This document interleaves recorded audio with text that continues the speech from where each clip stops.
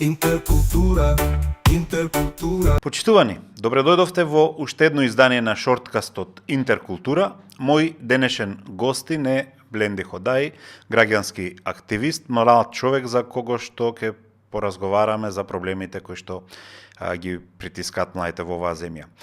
Бленди, ти си познат граѓански активист и во таа смисла даде поддршка и на протестите за пожарот, односно трагедијата во Кочани и генерално за разрешница на овој, но и на сите други спорни случаи.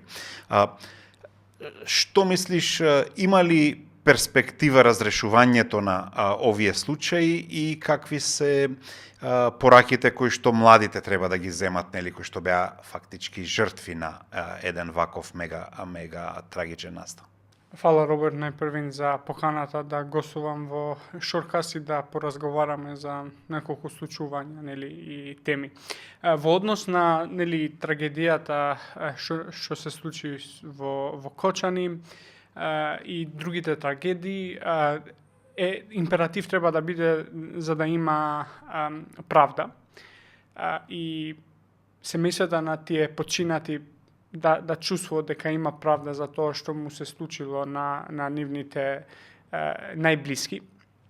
Заради тоа што тоа треба да се сфати дека не можеме веќе да збориме дека тие се трагедии, туку тие се најеклатантен пример на тоа што корупцијата убива.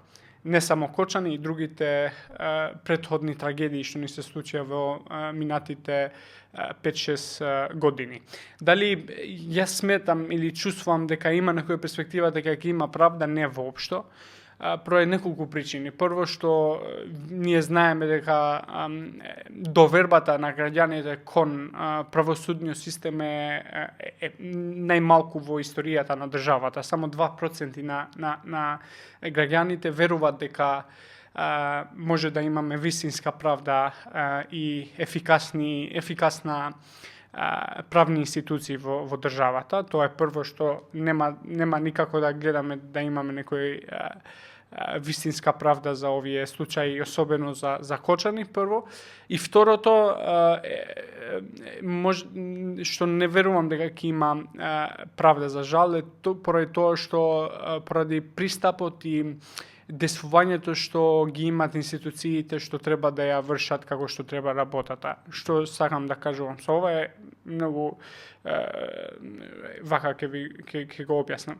Се случи, нели, трагедијата во Кочани, имаше огромен гнев од секој млад човек, од секој граѓанин во државата.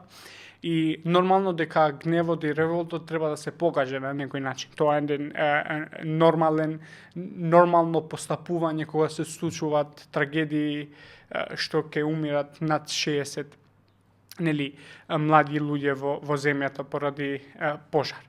И државата, институции, државниот апаратус, наместо да се фокусира на тоа да целиот ангажман да го стави во тоа дека треба да им помогне на правосудниот систем да има вистинска правда, тие целиот фокус го дадоа на тоа да имат една, да кажам, да направат контаминација на тој граѓански револт и граѓански гнев што го имавме. Имаше една лингвистичка борба да не се користи зборот протест, заради тоа што сакале да го поврзат со тоа дека се однесува на некој вид протести од минатото со шарената револуција и така натаму. Така што наместо институциите да се фокусираат на тоа што требаше вистински, да има вистинска правда, се фокусира на контаминација на гневот и револтот на граѓаните. И затоа јас не верувам и не гледам перспектива дека вистински ќе имаме некоја правда за овој конкретна трагедија што ни се случи пред неколку месеци. Се прават споредби во таа смисла на некој начин и заради временскиот паралелизам, ова што се случи, да речеме, во Србија. Секако и таму имаше и тоа жестоки обиди на апаратусот да го заглави граѓанскиот револт, но тој се случи. Можна ли е некаква споредба зошто тука надвладеа потиштеноста, да речеме, и на некој начин спуштањето на атмосферата, додека во Србија наспроти се, просто револтот ги надмина дури иницијалните моменти на потребата да се протестира. Мислам дека тука има многу влијание делот на политичкиот контекст што се наоѓаме ние и што се наоѓа Србија. Србија неколку години постои еден таков хибриден режим таму со Вучич, што нема и ниту опозиција што може да им се спротивстави на Вучич. Така што тие моментално у Србија се во тој процес на голем револт, каде што ние го имавме во некој начин во 2015-16 против режимот со Груевски.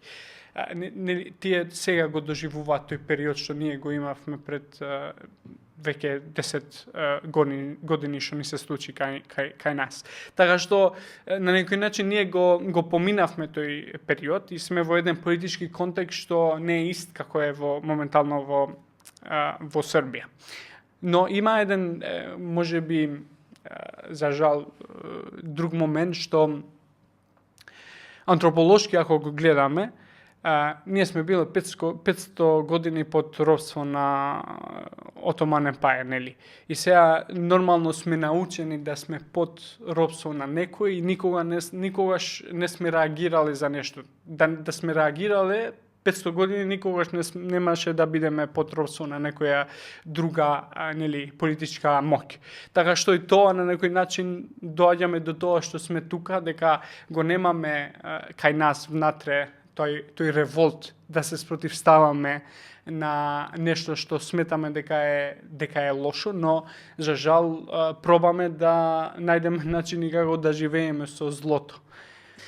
Има ли начин да се промени ситуацијата? Еве, вие сте млади луѓе и репрезентирате млади луѓе. Ако да речеме во одреден период експлицитниот граѓански револт и надворешната промена не е можна, можно ли е системот да се смени одвнатре со самата промена на луѓето кои што растат во поинакви услови и носат поинакво чувство за светот?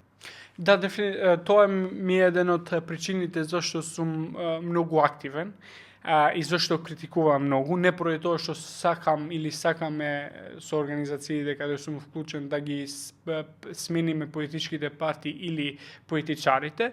Успротивно, идејата е да креираме, да создаваме една нова култура у граѓанскиот активизам, но исто така и во политичката, да создаваме една нова политичка култура, што во иднина било кој, кога овие што се сега ќе одат у пензија, некои од нив ќе починат, кога ќе дојдеме ние во некој од нас во тие раководни позиции, да покажеме новата политичка култура и новиот елан за промена во целиот систем. Затоа што веќе гледаме дека тоа што се направи во овие изминатите 35 години од кога е независна Македонија, гледаме дека ни е потребно да имаме еден промена на целиот систем, не само промена на една политичка партија или промена на фигурите кој е денеска премиер, кој ќе биде утре, и тоа не е промена. Нас ни треба буквално суштинска и вистинска промена и во институциите и во начинот како ние функционираме во делот на раководење со државата.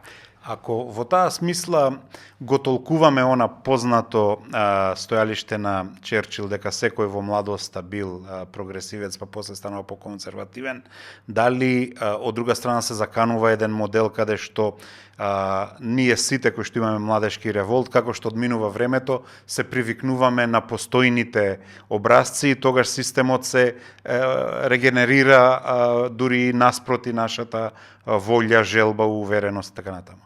Се сложувам со тоа стојалиште на Черчил, и е нормално, мислам, било кој ќе биде вклучен во институциите за подолг временски период, да кажем 10, 12, 15 години, е нормално дека ќе ќе се трансформира тој нели револуционерен пристап што го има до некој што е про бюрокраси и про идејата дека треба да се зачува статус квото.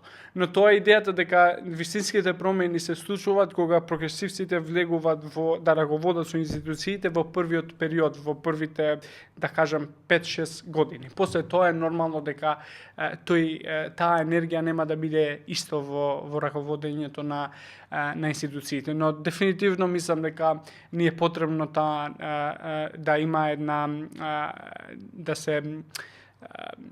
да имаме една генералка во целата политичка сцена, да немаме луѓе што ги гледаме од кога сум бил роден, ги имам видено по телевизии до ден денеска како нели го промовира дека ќе го донесат промената, го немаат направено тоа за 20 и кусур години, така што вистински ни треба луѓе што не го гледат политиката како нешто што е лошо, пежоративно, туку го гледат како да доаѓат да дават еден сервис, да дават да помагат на неколку процеси и после да надминат од тоа и да продолжат со другите работи.